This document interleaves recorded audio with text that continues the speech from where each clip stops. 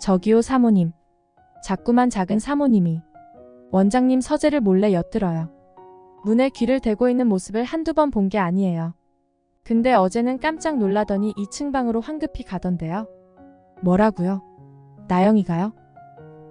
정순정의 넥타이핀과 인간박쥐 진나영의 최후. 구독과 좋아요는 제가 영상을 만드는데 아주 큰 힘이 됩니다. 최선영을 만나고 돌아온 김마리는 아직도 머리가 아픕니다.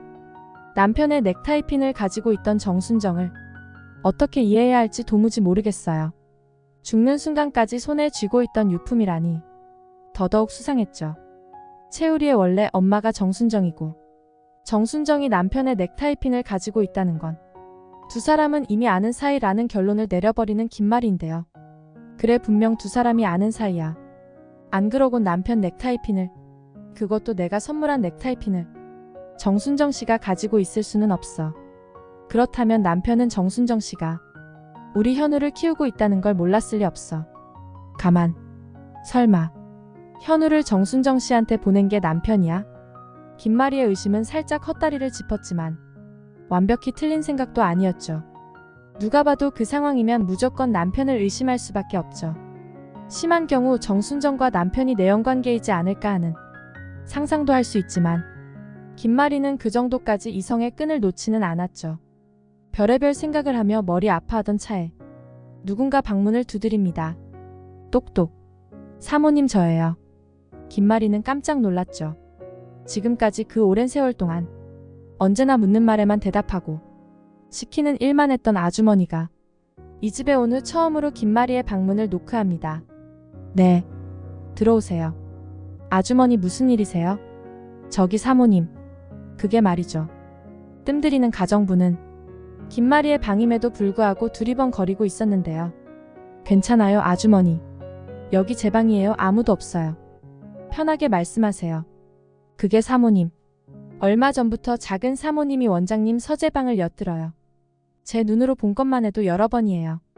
근데 어제는 무슨 이야기를 들었는지 얼굴이 하얗게 질려서는 깜짝 놀라며 2층 자기 방으로 도망치듯 올라갔어요. 아무래도 무슨 비밀 이야기를 들은 것 같은데 차마 원장님께 직접 말씀드리면 무슨 사달이 날 것 같아서요.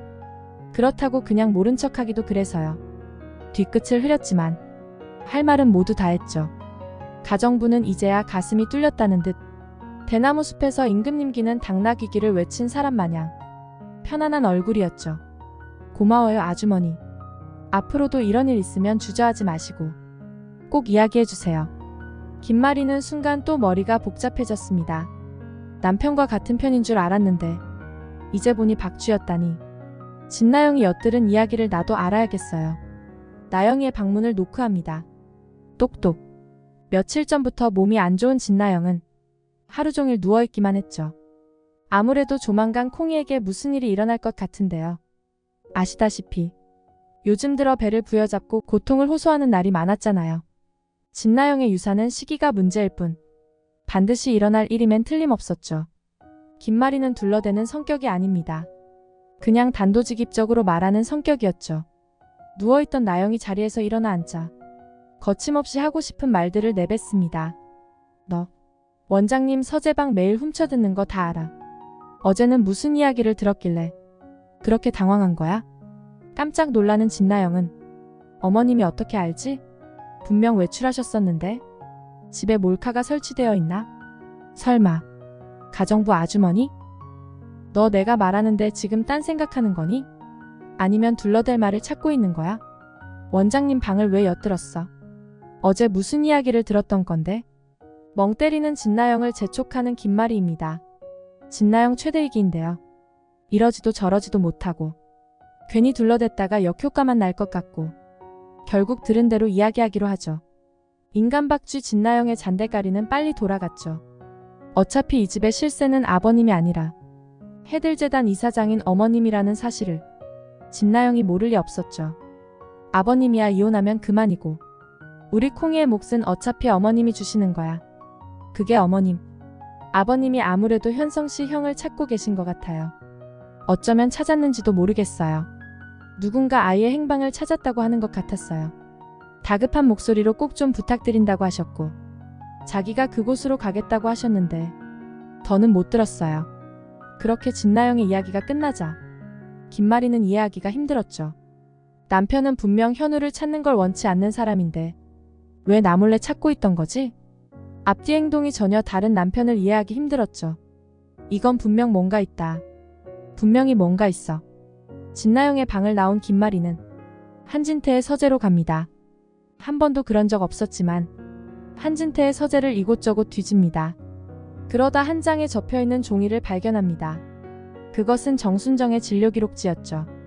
김마리의 의심은 확신이 되는 순간이었죠. 남편의 넥타이핀을 가지고 있던 정순정. 정순정의 진료기록지를 몰래 감춰둔 한진태. 형사에게 전화를 거는 김마리입니다. 형사님, 정순정이라는 사람을 알아봐야 할 것 같아요. 김마리의 말에 형사는 깜짝 놀랍니다. 이사장님, 정순정 씨를 어떻게 알고 계십니까? 저도 지금 정순정 씨를 찾고 있었는데요. 그때 현우와 같은 나이의 아이가 있던 여자가 정순정이에요. 정순정이 예전에 거래하던 식당을 찾았어요. 그곳에 지금 가는 중입니다. 형사에게 정보를 주러 전화했다가 다시 한번 확신에 확신을 더하게 돼버린 김마리였죠. 형사님, 거기 위치가 어딘가요? 같이 갈 수 있을까요? 그렇게 형사와 김마리는 함께 포구집으로 갑니다. 말씀 좀 묻겠습니다. 혹시 정순정 씨라고 아시나요?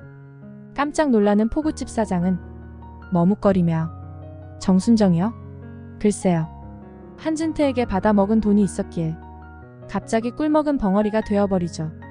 하지만 37년 베테랑 형사의 촉이 어디 갑니까? 아무래도 포구집 사장은 정순정을 아는 것 같았죠. 김마리에게 눈치를 주자 김마리는 지갑에서 100만원짜리 수표를 몇 장 꺼내요. 포구집 사장에게 쥐어줍니다. 포구집 사장님, 놀랐습니다. 여기저기 난리도 아닙니다. 행색을 보아하니 뭔가 청담동 사모님 같이 생긴 이 여자분이 한진태보다 훨씬 더 많이 줄 것 같아 보입니다.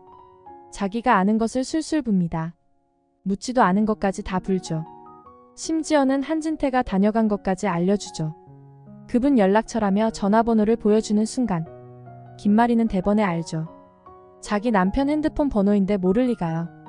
아, 어질어질합니다.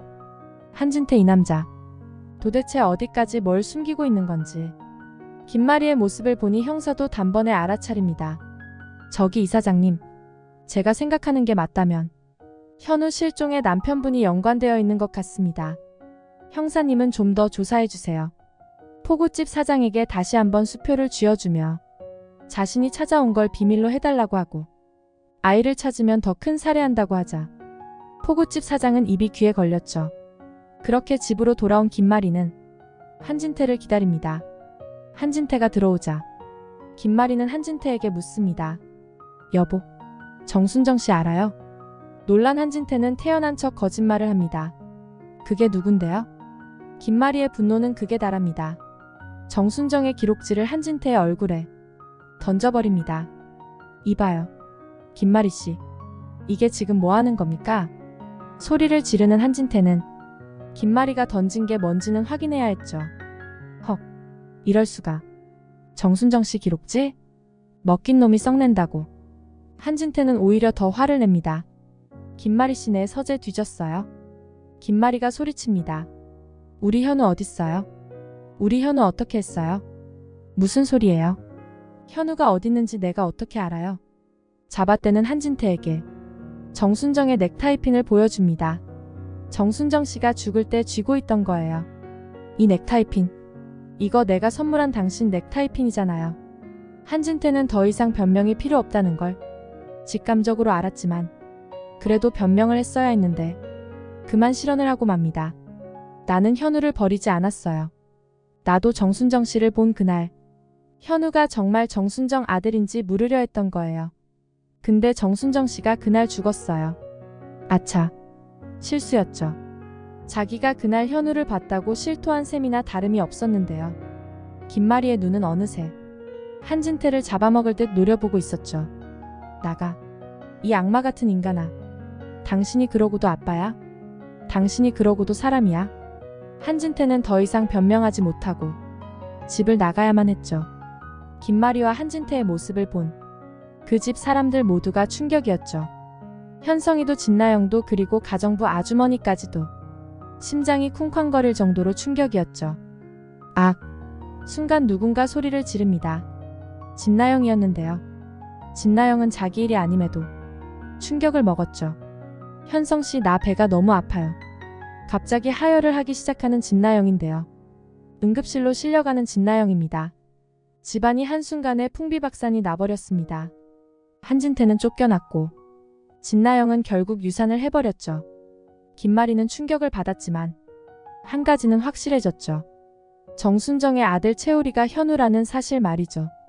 진나영이 실려간 응급실이 아닌 마당집으로 향하는 김마리입니다. 현우야, 보고 싶어. 엄마가 곧 갈게. 두 눈의 눈물은 멈추지 않고 흐르고 있었죠. 기필코 자기가 먼저 찾아야 한다고 했던 한진태는 과연 먼저 찾아서 뭘 하려고 했던 걸까요? 현우를 곱게 김마리에게 돌아오게 했을까요? 저는 아니라고 봅니다.